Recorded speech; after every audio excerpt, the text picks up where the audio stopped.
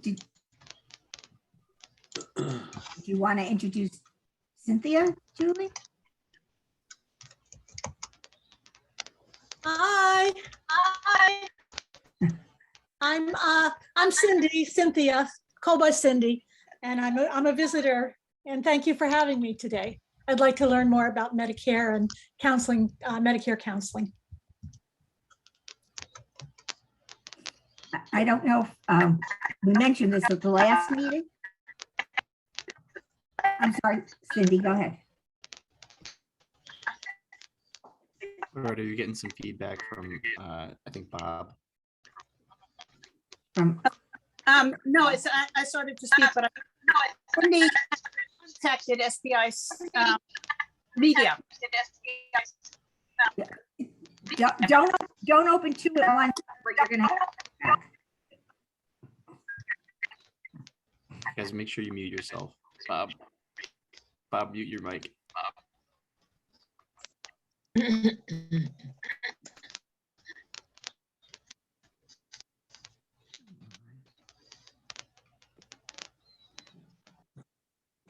Let me try again. Cindy had, somebody muted me. Okay, let me try again. Cindy had contacted the SBIC Media about something related to New York City health plans. And she's a retired, may I please say, retired professor from New York City. And so we got into a long conversation both about Medicare and with taxes. So she said, let's start exploring this as a retirement activity. So welcome. We'll see if she likes it enough. And that's who she is. So that's her name out there. She lives in Yonkers. So if she comes around and watches what we do and all that, it would be down in Yonkers, presumably. Thanks for introducing me, Julie. Okay. I'm mute. I'm not sure we mentioned it last time, but we also have another new recruit in the Shrub Oak Library who I don't think is going to be able to attend today, mostly due to my fault in inviting him late, but his name is Jackson and he will be joining us soon. Or he has joined us, but officially joining us. Okay. I guess we could start by, the agenda said we were going to talk about the North and the South helplines and maybe a little update on what we've done so far. We've been getting a lot of calls and the procedure still needs a little bit of refinement. So we just wanted to put out these couple of bullet points that were in the agenda. And Julie and I get the calls. We get an email and a voice message and an email with a transcription of the voice message. What we're going to do is email it to one or more people that are our backups for that location. Unfortunately, most don't say exactly where they are. Most don't even say where they are. They're just from Westchester. But we'll send it to one or more people. And what we expect is that that person gets back to us with a yes, I'll take the call, or no, I won't take the call. So we can just count it as being handled and know that it'll be handled in the next couple of days. We'd like you to do that by that evening so that if we don't get the answers that evening, we could plan on either forwarding it to someone else or handling it ourselves. But if we wait 2 days for everybody to get back, who knows how long that is for the customer. So we don't want to do that. So if you can just respond yes or no that you're taking the call. And once, we don't expect anything after that. We don't expect you to tell us you took the call. We assume that if you said you're going to take the call, you're going to handle the call. So if you reply back to all on the email, we'll know that the call is being handled and we don't need anything else. You should keep for Diane, you should be keeping track of your calls, even the ones that come in through our helpline as opposed to Diane. Just keep track of them separate, but keep track so that we know that so you record your hours or your time spent. So the reply all is important for that. Just reply everybody, because if I send it to one person, obviously just replying to me. If I send it to 3 people, because I don't know who's going to be available, who's on vacation, who has too much to do in the next days, then the first person who wants to take it says, got it, to everybody on that email. And then nobody has to worry about it, not just me. The trick is to clear your desk since we're not working in the same office. So once Loretta, my desk is clear, it's on somebody else's head to take over that task. And that's clean, neat, we sever. Once somebody says got it, it's severed. We don't have to track it.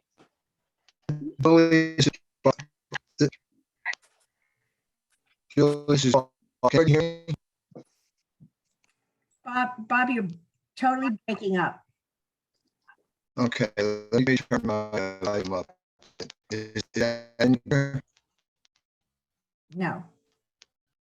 It's not, No. it's not better. I'm having trouble with Zoom. I'm doing it right now.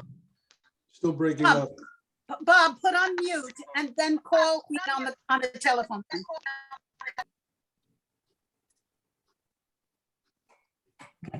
I just wanted to give you an update on how many visitors and how many calls we've gotten. The my helpline, the South, has got between June and August 26th or August 23rd had 6 calls. From August 26th until September 9th, we had 15 calls. So something happened and we're getting more calls.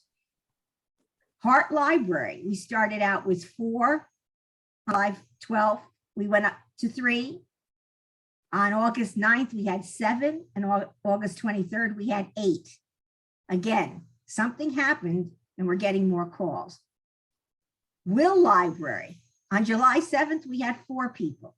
On August 4th, we had 5 people. And the last time on September 1st, we had 14 people, non-open enrollment. 14 people is probably an all-time record, okay, for a non-open enrollment day.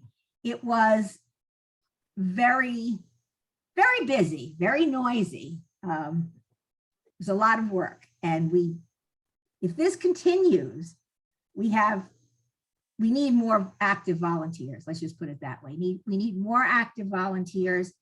We need to always have at least 3 people, maybe 4 people at the sites, unless we can get enough volunteers that we can go to 2 days a week at Will, or maybe back to 4 days a week in Shrub Oak, or not 4 days a week.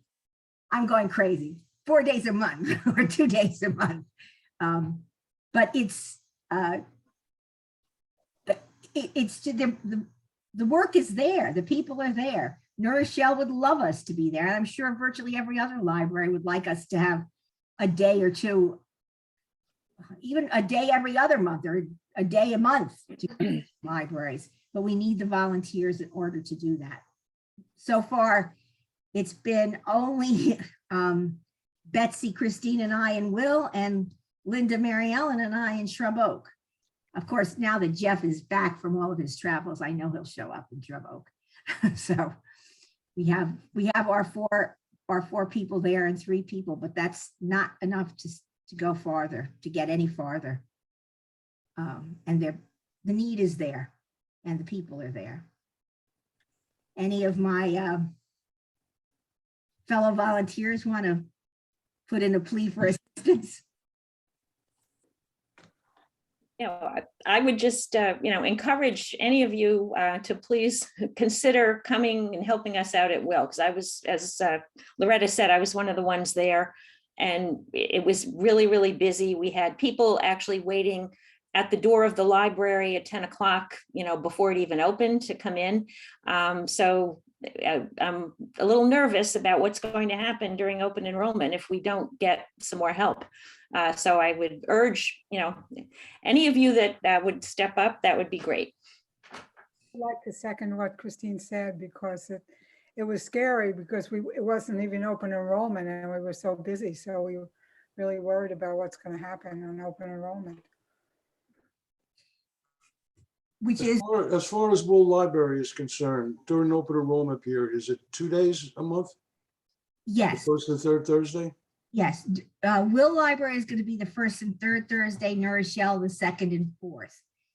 during open enrollment, what I'm planning, right now we have another issue during open enrollment. We're going to have to address it differently in each of the libraries, but the issue is the space we have.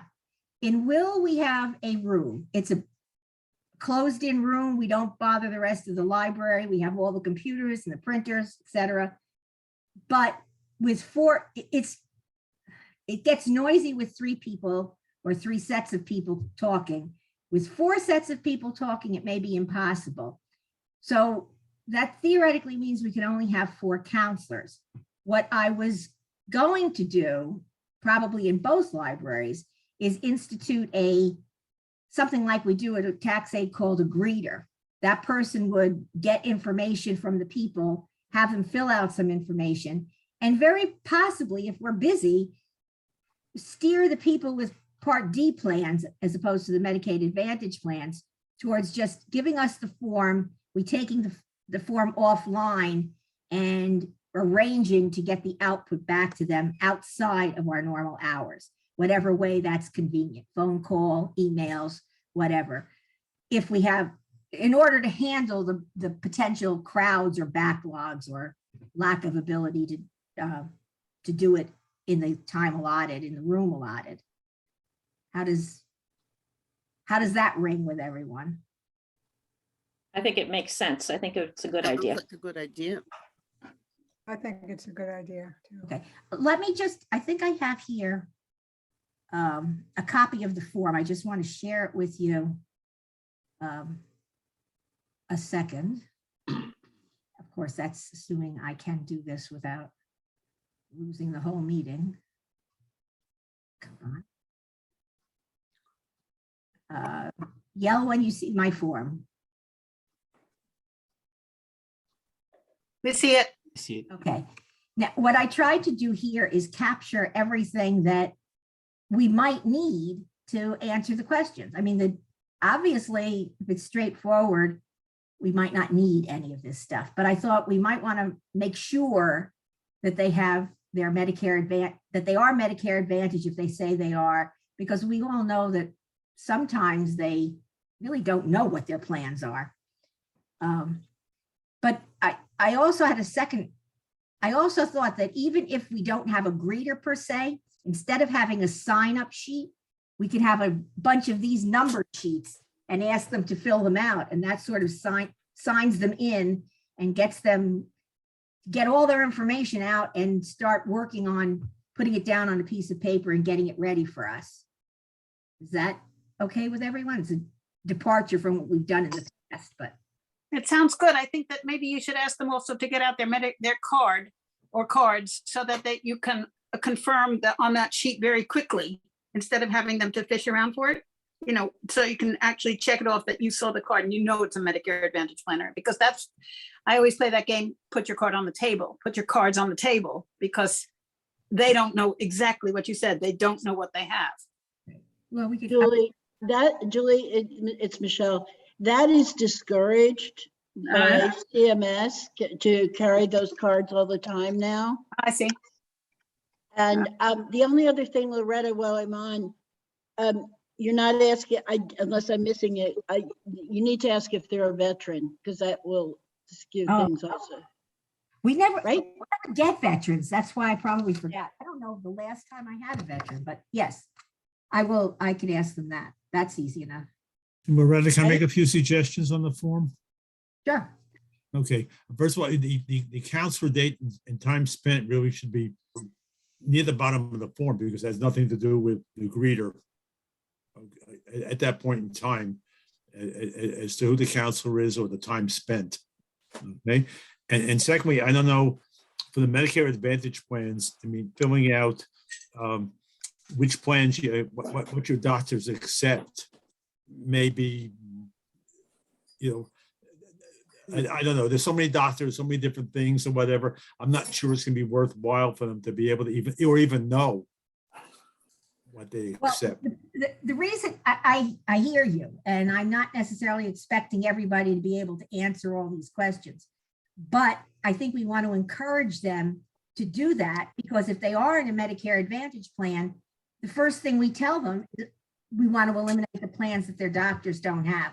And we can't do that. And if we're going to do this in any way where we're going to be sending them back something after the fact because we can't stop now and print it for them, my thinking was we have to at least give them only the plans that are meaningful to them.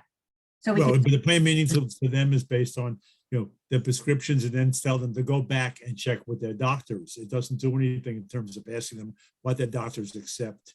Because various doctors, there may be an overlap, maybe not. I just think it's overwhelming to ask them at that point, as opposed to saying, go back and check with your doctors. Most people don't know how many plans their doctors accept, other than what they currently have. okay. Yeah, can you hear me? This is Bob. I did call in. Yeah, Can anybody hear me? yes, we hear you. Yeah. Yes, Oh, okay. I agree with Jeff. I mean, I can't see your form because I'm calling in, but if you're asking people to tell us who their doctors are you implying that we're going to check to see if their doctors accept those plans? no, I'm not asking them who their doctors are. It says for Medicare Advantage plans, do you know what Medicare Advantage plans your doctors accept? Please list. And it's Oh, wow. it's purely Yeah, so that we can focus on the Medicare Advantage plans that are meaningful to them and eliminate some of the 37 other plans that are just out the door from the get-go. I don't think they can do that.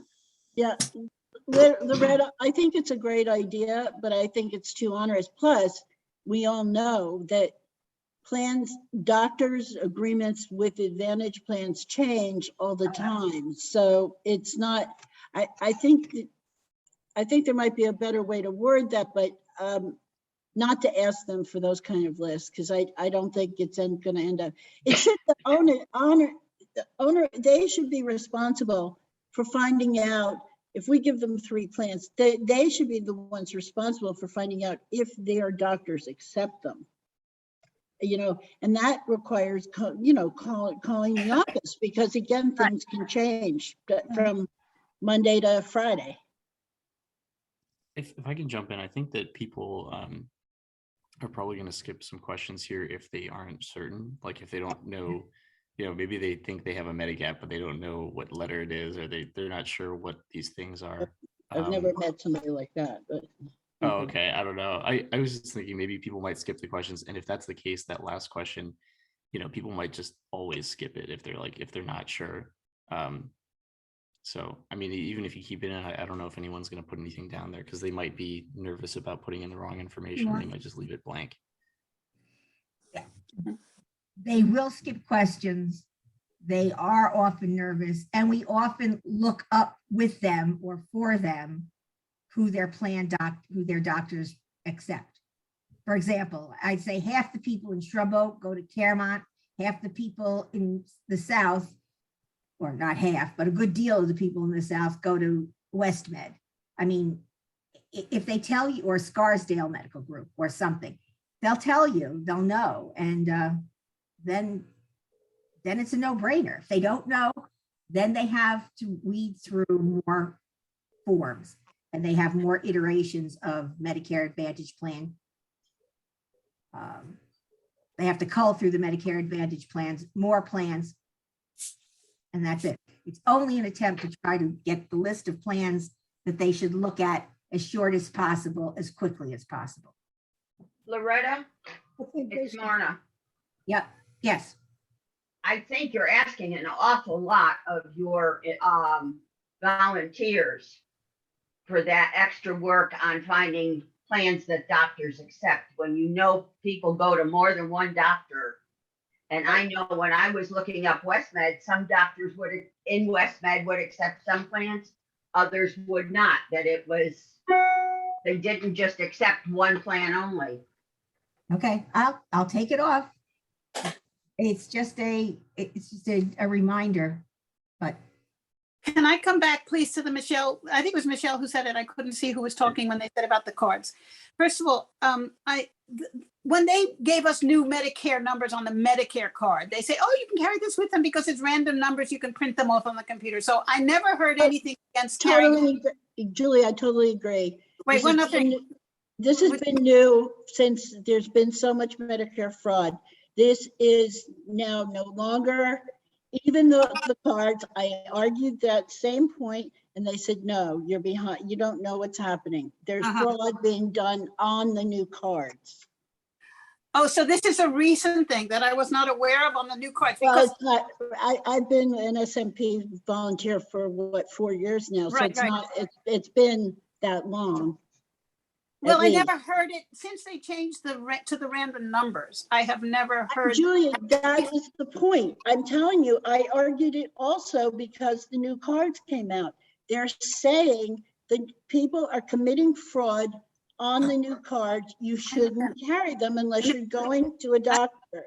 I understand what you're saying. I'm not critical of that. I take it. It's just that I was asked a bit of information, like you said. I never heard it. That's all it was. It's just not Okay, out. well, CMS, SMP, whatever you want to discuss, they all do not recommend people carrying their cards unless they are specifically going to a doctor. Okay, and I will go against that personally because if I get into an accident, I want my cards on me. So No, well, I'm not saying I'm talking about your Medicare card. Your red, white, and blue. I'm not talking about the Medicare card. I've always been talking about the supplement and Medicare Advantage, not talking about the Medicare card. Because that's the one that they don't know what they have. They all know they have Medicare. I was always only talking about whether they have a supplement or whether they have a map. Okay, there would still be an argument with that, but that is not nearly as onerous as giving somebody your Medicare number. That's what they're worried about. Right. No, I wasn't worried about that. I'm just worried about the cards because we can interpret the card better. So if we're asking them in your form there, what plan you have and all that, then if they have their card, when they give you the form, you can just check and say, oh, that's right, it's a supplement there, if they have it. I'm not worried about the Medicare number or card. Good. Okay. And I have the bottom of the sheet now visible, just the drug name, dosage, frequency, and will they accept a generic? Great. Okay. So I will, sorry. No, before we proceed any further, has this procedure been discussed with the people at Will? The reason I ask is because if we do tax aid next year, it's definitely going to be by appointment only. And I'm just wondering if Will Library is agreeable to having, people lining up. It could, they know it's going to be a problem. They know what we had last week. What we do is we get closed in the room. I mean, we can't keep the people in the room with us. Mm-hmm. The people that are waiting in the big open area, the reference room. Okay. That's where they wait. And if they end up having 15 people waiting for us out there, I'm sure it's going to be an issue.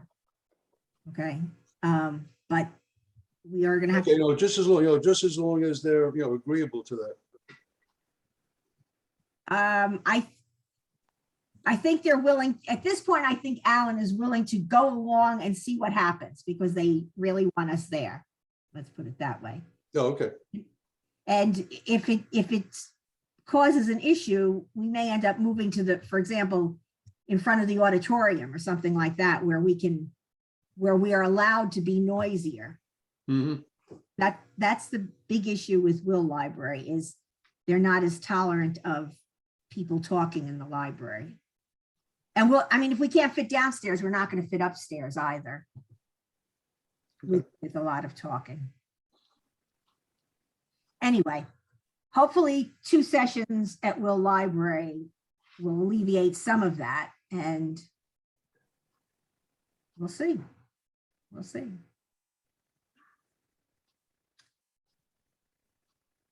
Okay. Enough for open enrollment and volunteering. The next item on the agenda was demystifying. Excuse me, Loretta, this is Bob. Let me ask a question about open enrollment.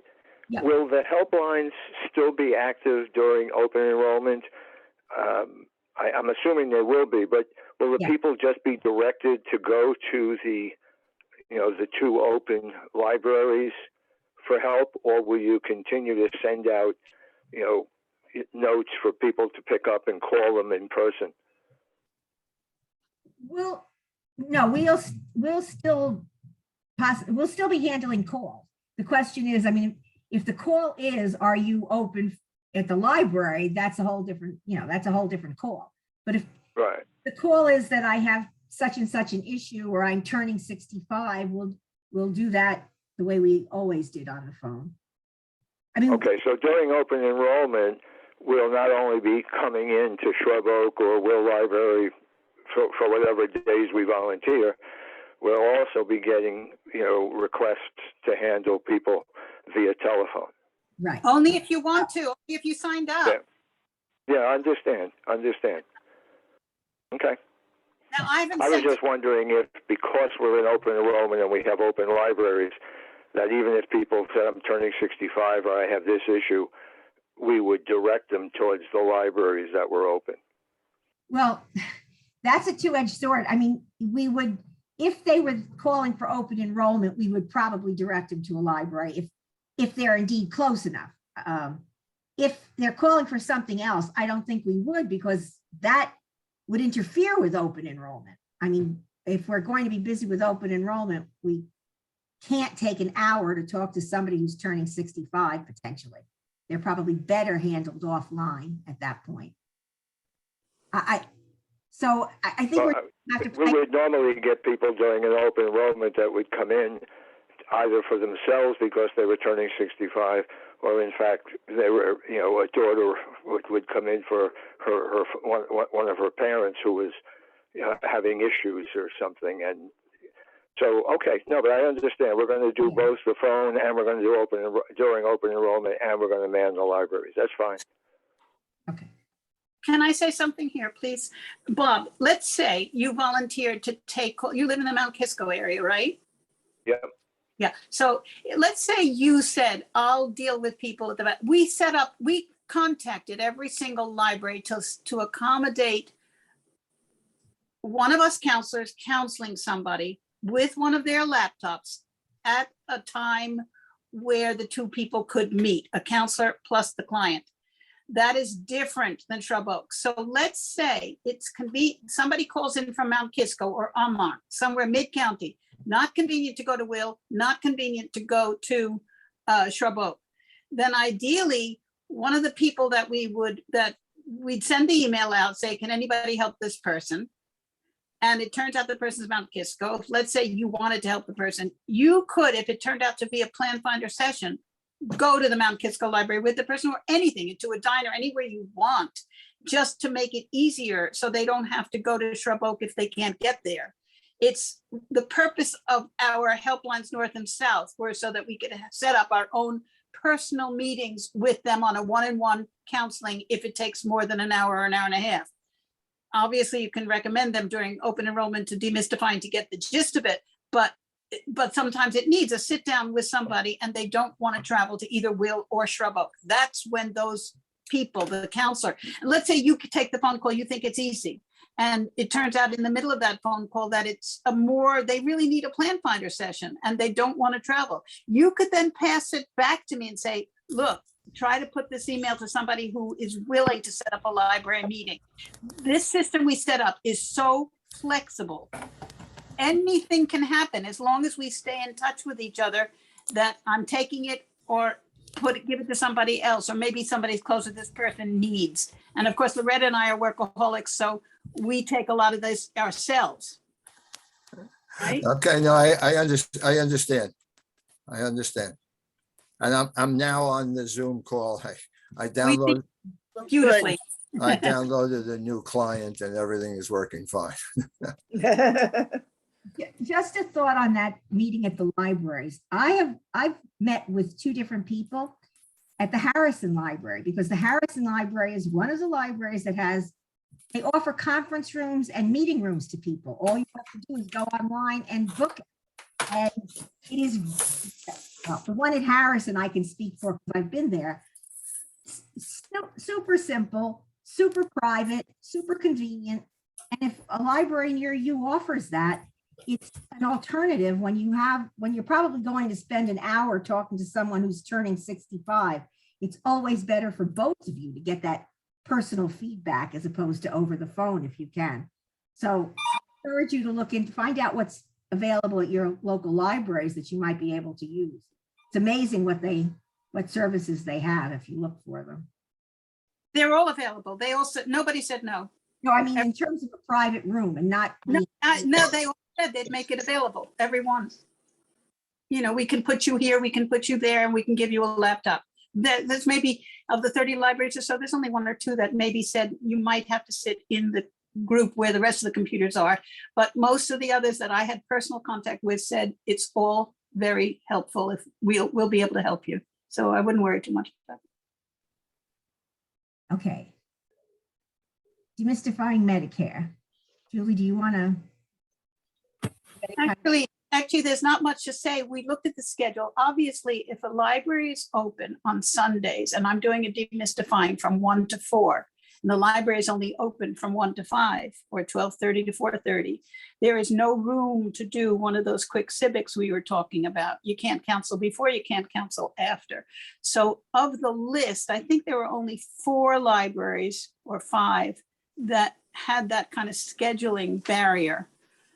Or maybe 1 or the vast majority of the 20 demystifyings are set up in such a way that counseling is possible on either side. So Marianne has taken a bunch of them down South County, Mid County, Mary Ellen in the North County.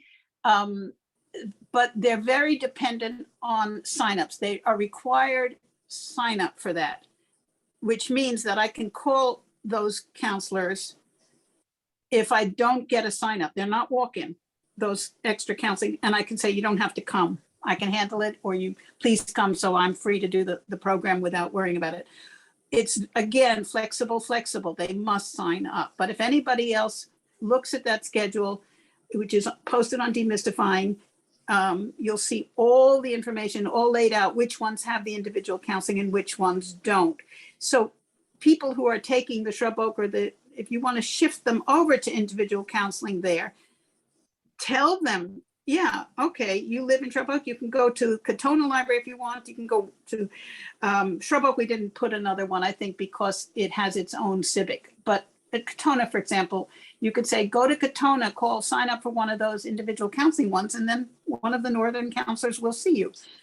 I think we'll try it. You know, we have to, all of this is experimental. We're doing this for the first time. We're learning as we go along. And I think that with the generosity with which the counselors signed up for the individual ones, the quick civics, if anybody wants to contact me about that, any others of those to help out, that's great. Or please update your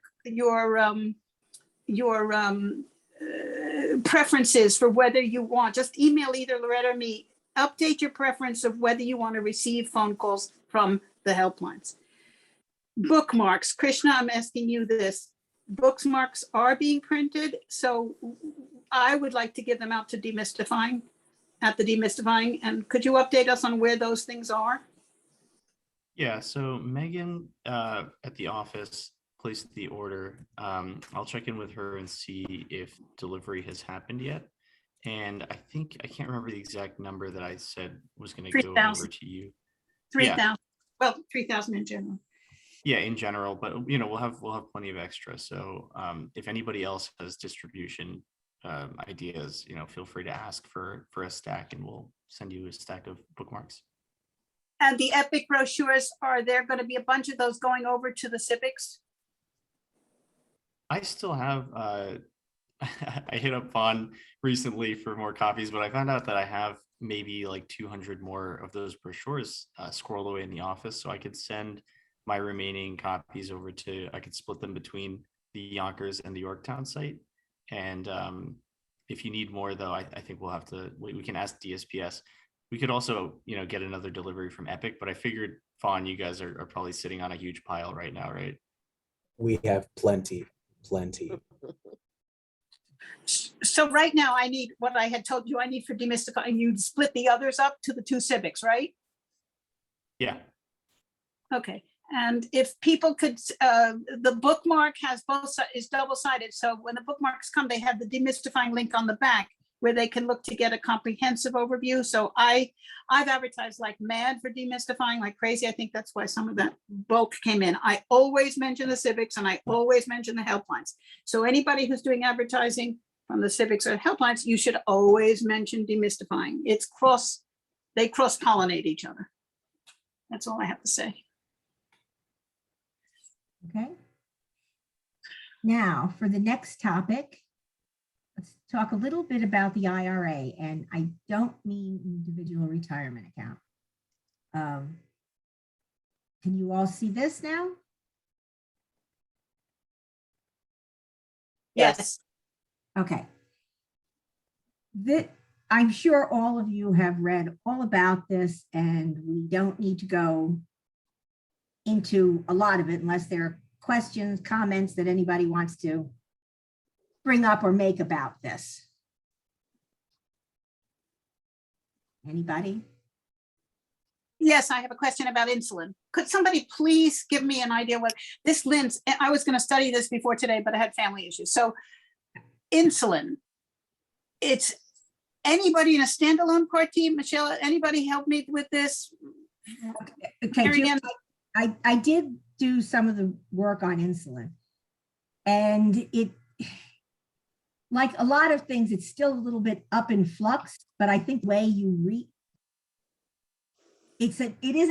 from what I can find, it hasn't been said as clearly as I'd like it to say it, or in other words, it doesn't say what I would like it to say.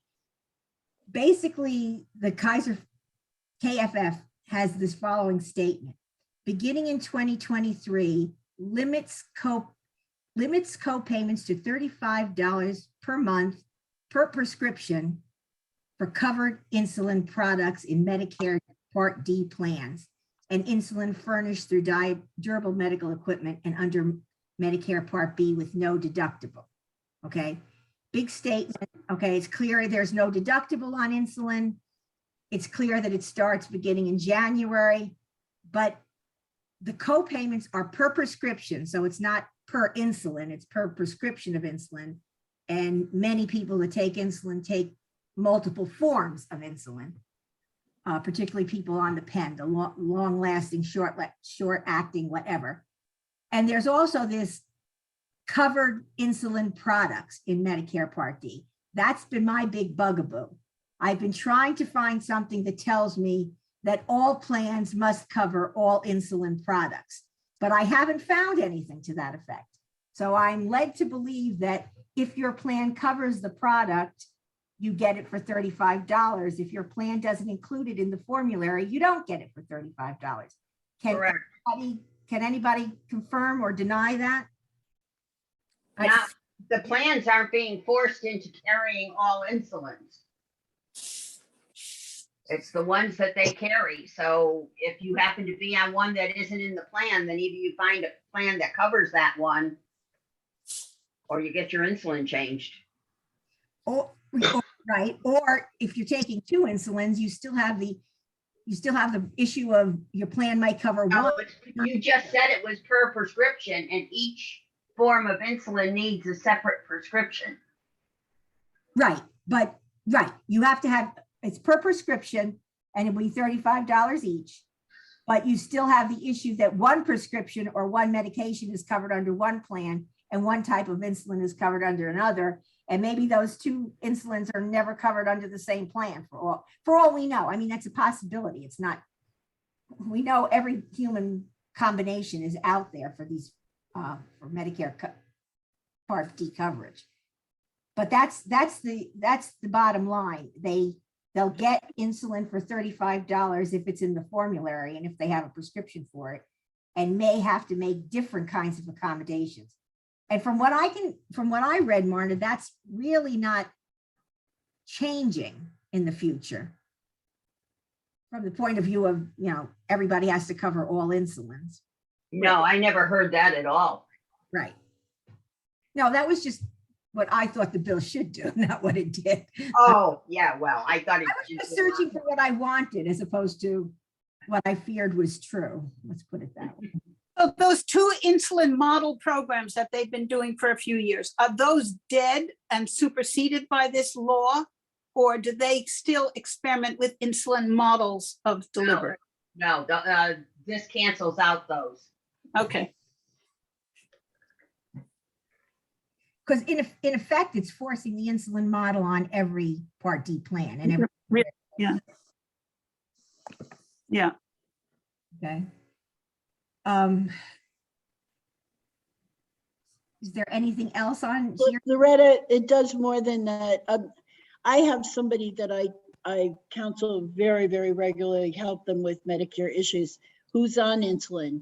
And right now, he is on a plan, which is a Cigna plan, where, and it's sort of in the 60 a month range. He pays nothing for insulin, nothing, and has not paid. We found that 2 years ago, and it's free. And it's still free. Even when they started that program up, and it continues today. So we're hoping it stays, but the 35 isn't terrible. So, you know, it's not the end of the world if that happens, if it gets knocked out.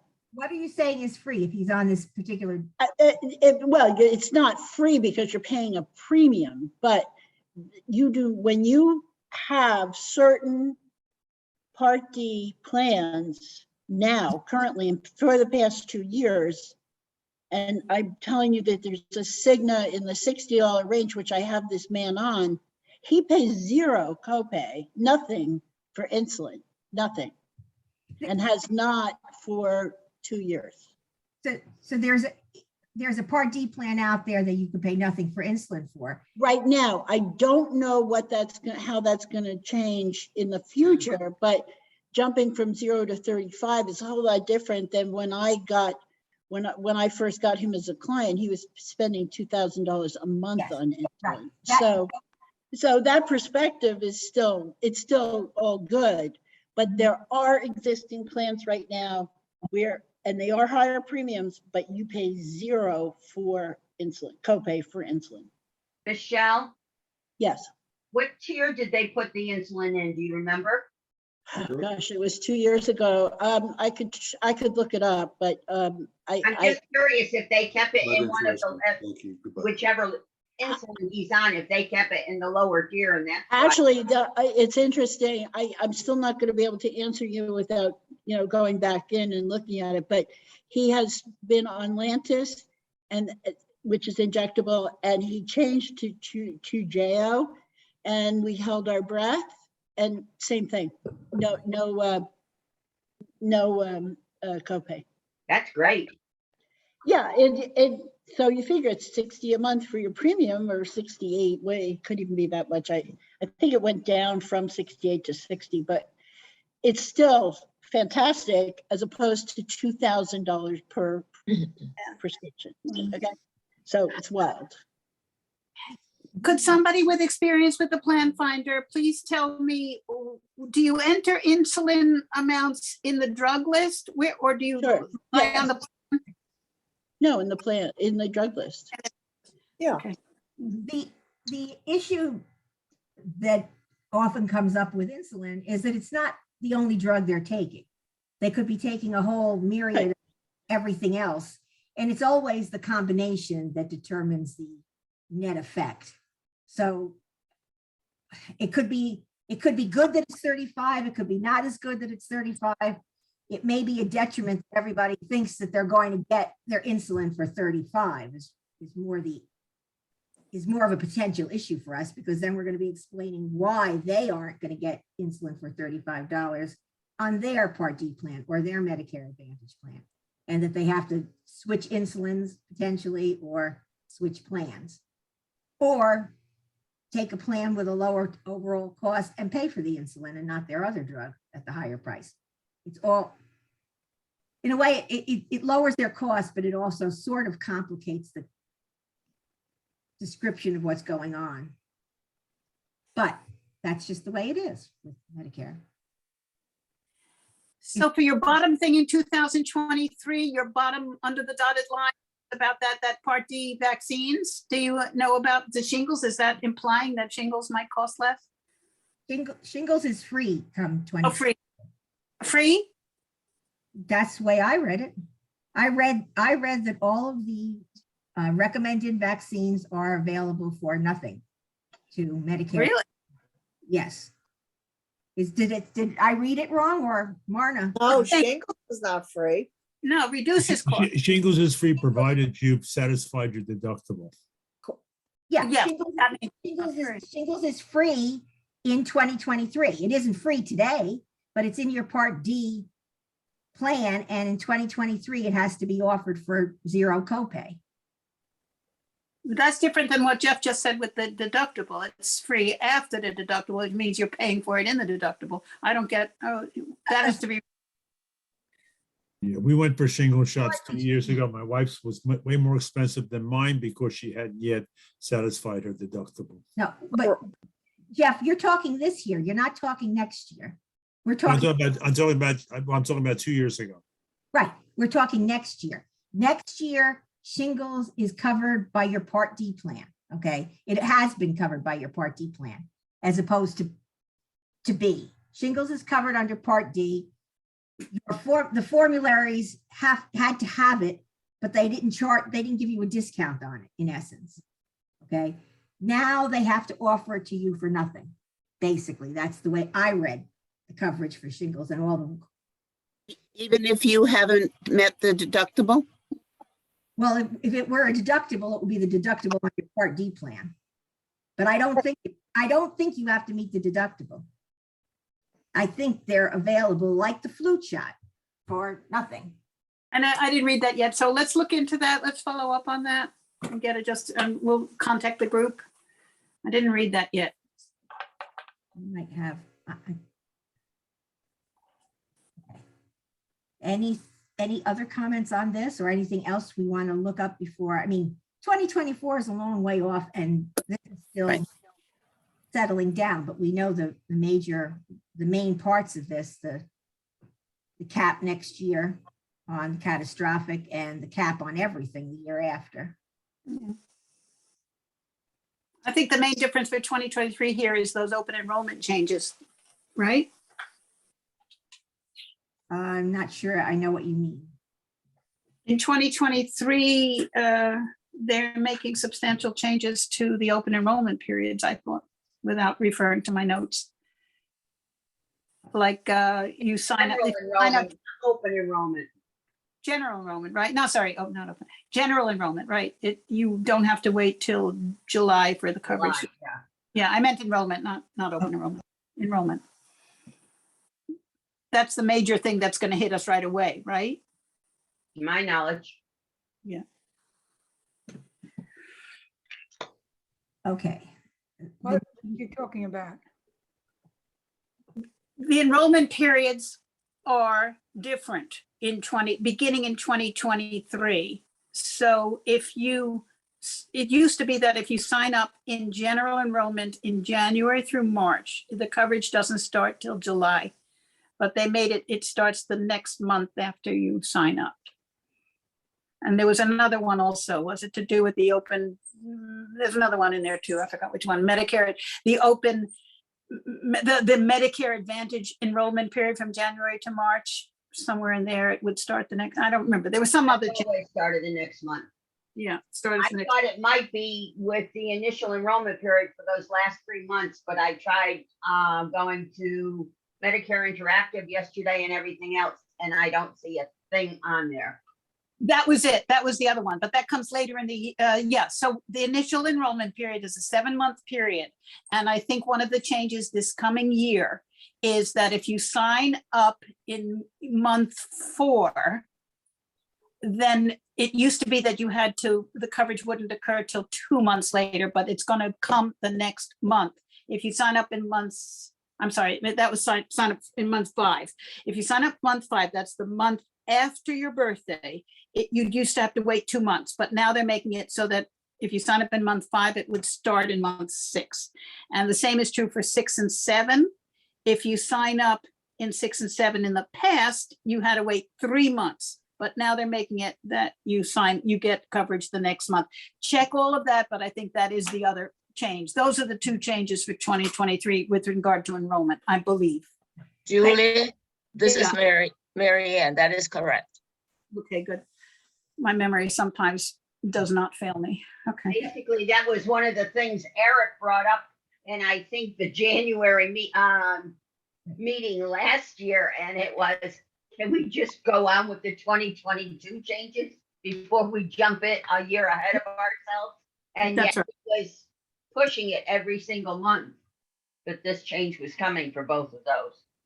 Right. The change wasn't part of the IRA. It was prior to the. No, nothing to do with the IRA. Okay. Could somebody send that in exact wording, because I'm not quite clear on that. You'll have to go into Medicare Rights or SHIP TA Center to get it in the proper wording, Betsy. I'll send you a link if I can. I'm writing a note to myself to send Betsy a link on enrollment in 2023, and you can call the information that you want.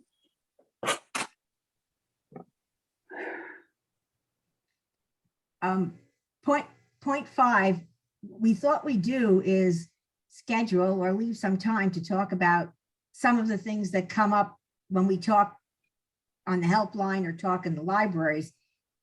Call them case studies or just call them lessons learned, whatever. The first one out there is one that Julie did some work on. It was probably initiated by somebody that came into Shrub Oak and somebody that called on the helpline that had gotten confusing letters, Medicaid people that had gotten confusing letters. And quite honestly, we didn't know what the answer was for them. So you've all seen Julie's email. The bottom line on that whole situation is people on Medicaid, due to the public health emergency, if you were on Medicaid, you did not have to recertify in the past year. And your recertification was pushed forward for a year. It was pushed forward until, or people before October 22nd had it, October 2022, had it pushed forward for a year. They got a letter saying that it was pushed forward to October, and the implication was unknown as to what's going to happen before the year end. It wasn't through the year end or whatever. The long and the short is that people on Medicaid will stay on Medicaid without a recertification for at least another year. Then they will be recertified based on how the state determines that, and they will send them a letter. And people who turn 65 and were on Medicaid will basically stay on Medicaid and Medicare once they're 65 until somebody contacts them after this public health emergency is over. At least that's what we've gleaned, correct?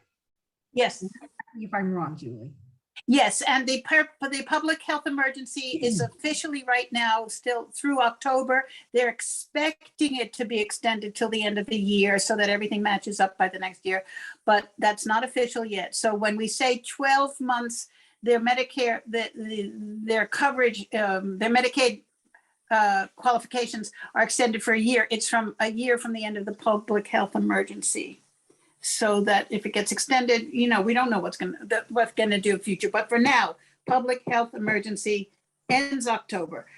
I had to revise the COVID and Medicare handout that I use for demystifying, because even though the public health emergency is still in place, which means that some of the Medicare restrictions, like stays in the skilled nursing facilities, some of those are still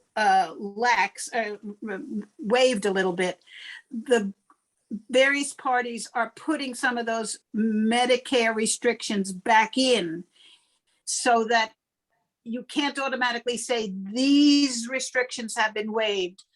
The 3-day stay in the skilled nursing facility. Oh, another one is when you're age in at 65, when you're still working, you want to get into Medicare, you have to supply that letter for Part B.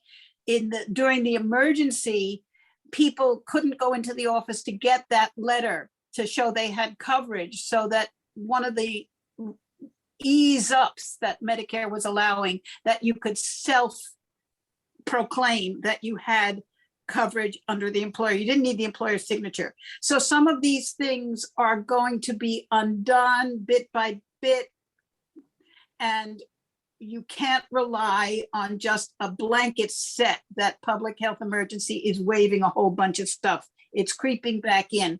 And therefore, my new handout I put links to various places so that people could update themselves rather than trusting the breakdown that I had stipulated when we were early on in COVID of what the waivers were. It's a revisionist thinking. You have to check all the time what is being waived, what is not. That's my input. Anybody have any comments on that? And Julie, the reason the PHE is still being continued is the fact that the government has to provide 60 days notice. And since they have not done that yet, that's why it's still going on. Exactly, I forgot that, yeah. But we don't know, there's no talk yet that it's definitely stopping at the end of the year yet. That's not out there yet, as far as I know. The next thing, I'm sharing another screen with you. Last time we were at Will, I had a woman who was 75 years old come in that wanted to learn about Medicare because she was going to retire. She was planning to retire in June. And in the course of the discussion, I found out that she was still working and she was still not collecting her Social Security retirement benefits because she was under the misconception that it kept accruing and getting larger, I should say, until she retired. So I just thought that I would go over or bring up, this happened to be in one of the CMS meetings that came up, but exactly why, I'm not sure. But anyway, the 40 credits that Part A is based on is also what your Social Security is based on. And these slides from Social Security outline how that 40 credits is earned and how it accrues. This is the key, though. We're all aware that there's this full retirement age. This chart basically talks about $1,000 that you would get at full retirement age, just as an illustration. But what it points out is that if you wait 1 year, you get 8% more, 2 years, 16%, 3 years, 24%. When you're 70, you'll get 132% of what you would have gotten at full retirement age, but it does not go up any higher. And this woman was waiting until she was 75. She could have collected unemployment. She could have collected retirement benefits from the point in time she was 70 for 5 years, and all she would have owed on them is some taxes. I think we have to listen to some of the people that come in and make sure that they're not in the same thinking, because that's a lot of money that she basically lost that she was entitled to. Now, I told her. You're frozen. Excuse me? Can't hear you.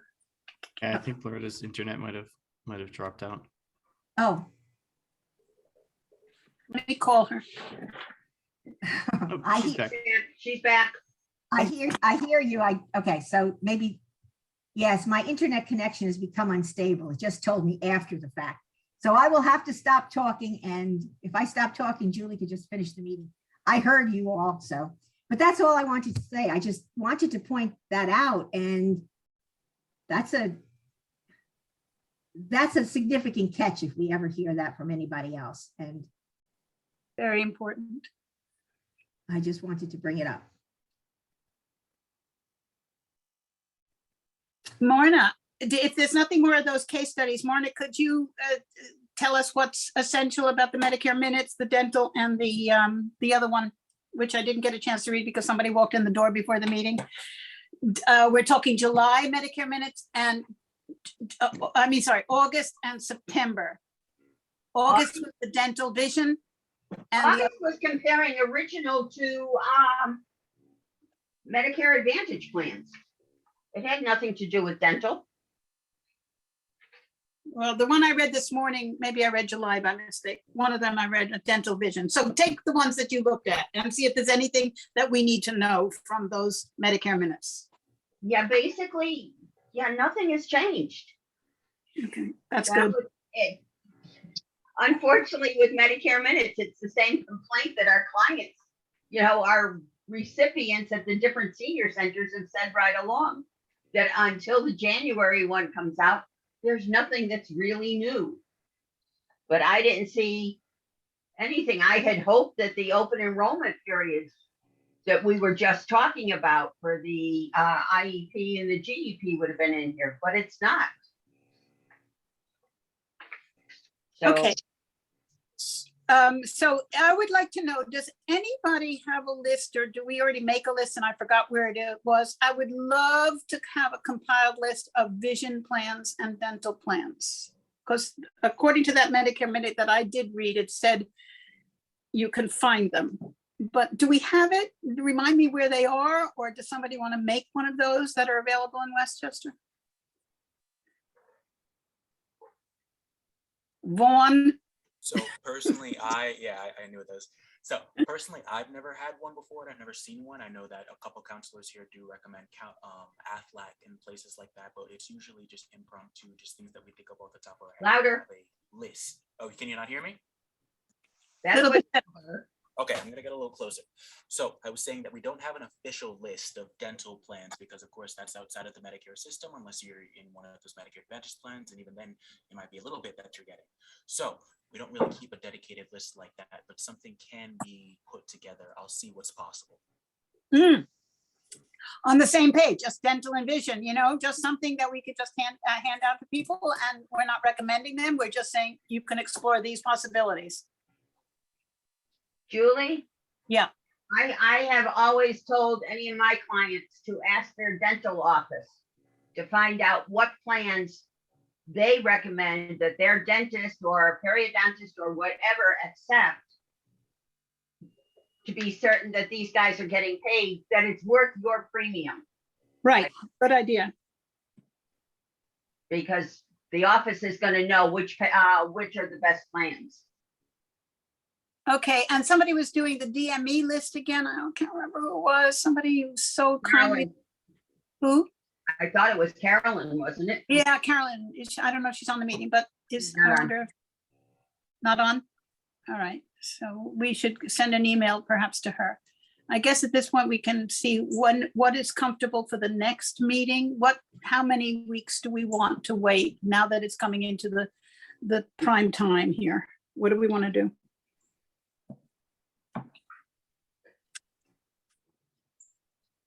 And in theory, it's now September 12th. In theory, the next meeting would be the 26th. Is that all right with everybody? Yes. Yeah.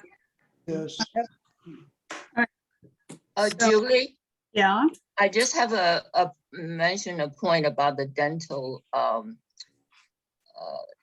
then plans, which I believe was Marna who mentioned to ask your dental office, is that to specify the ones that accept a discount sometimes. They're different from regular dental plans. They're discount plans, which is not insurance, but you get a percentage. Because the list I got from my dental office is humongous. Really?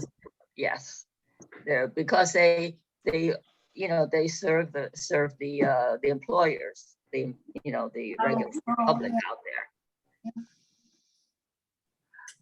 Well, you bring up an interesting point. So let me discuss the city, municipal workers in the city, the teachers, the one that I have, the retiree plan.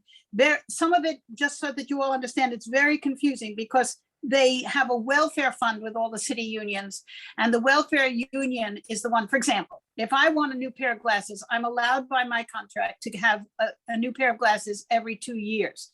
the HMO, the health plan, the Emblem Health also has eye doctor visits and all that. But even though the literature says that it's there, you're not allowed to use the optical from the health plan. You have to call the union to get a permission to go get glasses. It's got to go through the welfare fund, even though the Emblem Health may say they offer that service. So be careful of these connections of dental and vision once you have a heavy duty retiree plan. It's not necessary. They sometimes are in conflict with each other. It's not really clear in the literature what's covered.